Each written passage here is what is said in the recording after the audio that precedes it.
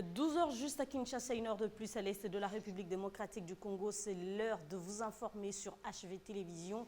Et l'actualité politique nous conduit, oui, à l'Union sacrée où 138 députés nationaux signataires de pétitions contre l'ancien bureau que dirigeait Janine Mabunda ont crié le collectif de révolutionnaires. Ces derniers ont manifesté leur mécontentement juste après la publication du gouvernement Samalou Kondé. Ils disent ne pas être récompensés à la hauteur de la lutte qu'ils ont menée dans le basculement de la majorité à l'Assemblée nationale tout en dénonçant la non-représentativité de toutes les provinces dans le nouveau gouvernement. Rappelons que Samalou Kondé, au cours d'un point de presse animé lundi à Kinshasa, avait déclaré que pour ceux qui ne sont pas nommés au gouvernement, il y aura d'autres secteurs où ils pourront servir la nation. Élection 2023, parlons-en dans ce bulletin d'information. Corneille Nangaa, président de la Commission électorale nationale indépendante, CENI, déclare qu'il serait dangereux de lier les élections au recensement de toute la population. Pour Nangaa, les deux activités ne dépendent de mêmes institutions et n'obéissent nullement aux mêmes contraintes de calendrier, avant d'ajouter que le retard accumulé dans les préparatifs des élections sont rattrapables, notamment la réforme de la CENI et le changement des acteurs qui devraient être faits depuis 2019. Éducation à présent, plus de 600 écoles conventionnées et catholiques ont été désactivées de la liste de paiement des enseignants au cours d'une conférence de presse animée à Kinshasa. Le secrétaire général de la SENCO, entendé par la conférence épiscopale nationale du Congo, Abbé Donatien Cholet, a dénoncé cette désactivation, assurant qu'il n'existe pas d'école fictive conventionnée catholique. Allons croire, l'Église catholique est prête à offrir son expertise pour aider l'État à voir clair dans ces dossiers.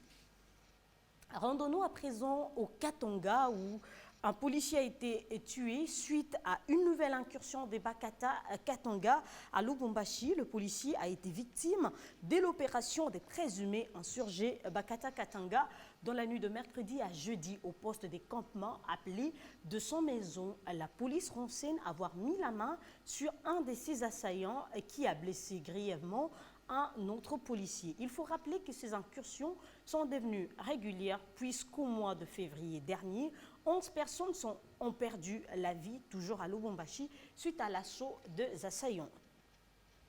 Meurtre de 2 experts de l'ONU au Kassai. Parlons-en à présent. La journaliste Sonia Roley de Radio France Internationale témoigne ce jeudi à Katanga. Elle va répondre à la convocation de la justice militaire dans le cadre de ce procès et va comparaître pour déposer sous serment ou non en qualité de renseignant dans la cause auditeur militaire supérieur ministère public contre les prévenus colonels Mambweni Lutete et consorts. Selon certaines indiscrétions, les reportages que Sonia Roley va déposer vont aider la justice à connaître la vérité dans ces meurtres.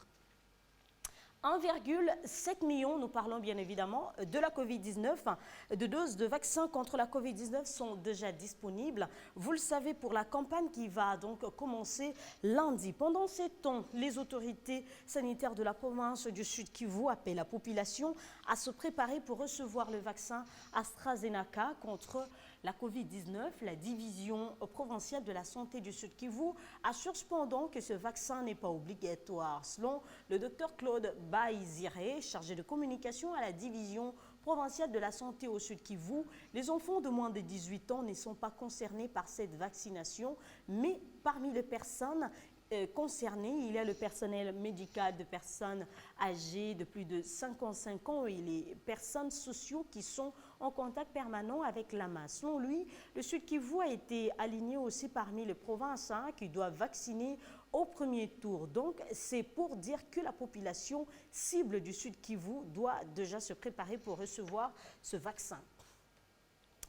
15 avril, c'est aujourd'hui, l'humanité célèbre la journée mondiale de l'art. Une journée instituée par l'UNESCO en 2012 à l'initiative de l'Association internationale of art. Une journée qui contribue à renforcer le lien entre les créations artistiques et la société, à promouvoir une meilleure prise de conscience de la diversité des expressions artistique et à mettre en valeur la contribution des artistes au développement durable. C'est également l'occasion de remettre en lumière l'éducation artistique dans les écoles, car la culture, il faut le dire, peut ouvrir la voie à une éducation inclusive et équitable. Cependant, dans le monde entier, les manifestations sont organisées autour des disciplines telles que la musique, la danse, la peinture, la sculpture, le spectacle, le théâtre, le cinéma, la poésie, la photographie et le multimédia. C'est par cette nouvelle que nous bouclons cette session d'information. Mesdames et messieurs, merci à vous tous de nous avoir suivis et que Dieu procure la paix en République démocratique du Congo.